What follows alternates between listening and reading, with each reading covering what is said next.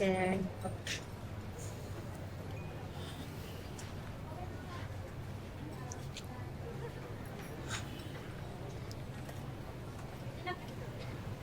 Pares.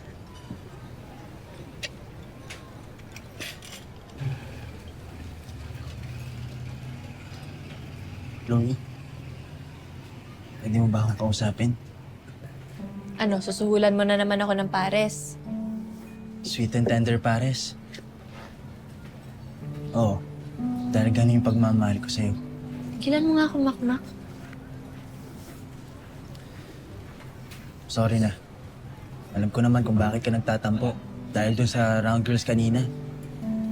Chloe, wala naman yun eh. Wala sa simula, Makmak.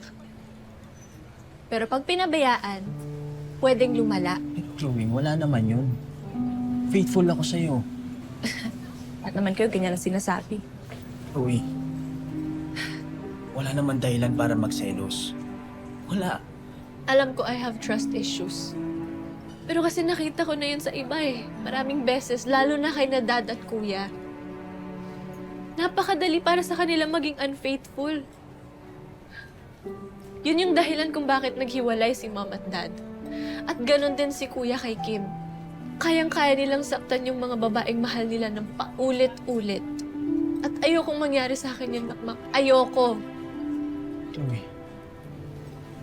hindi naman mangyayari yun eh. At iba ako sa kanila, promise. Ito yung i-promise mo sa akin, Makmak. Kung ayaw mo na sa akin, sabihin mo lang. Diretso. Pero please, wag mo naman ako lukuhin. Hindi ko magagawang lukohin ka. Dahil sa araw na masira yung tiwala ko sa'yo, hindi na yun mababalik. Kaya nga iingatan natin to, di ba? Kaya magtiwala ka lang sa...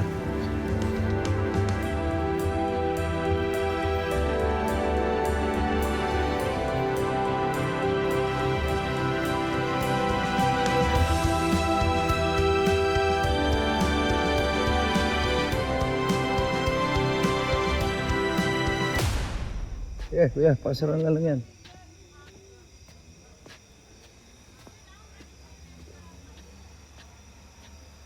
Uy, walang yaka talaga, hayop ka!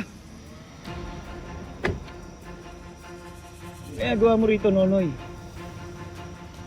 Tapos na coaching career mo. Lupayan mo si Nadja, huwag mo siyang itamay dito! Ah. Anong ba? Bakit ano sinabi ni Nadia sa'yo? Nagsumbong ba siya sa'yo? Huwag mong gamitin yung asawa ko para gantihan ako! Asawa? Kapal din ang mukha mo para tawagin asawa si Nadia. Hoy! Nonoy! Lalaki gusto mo.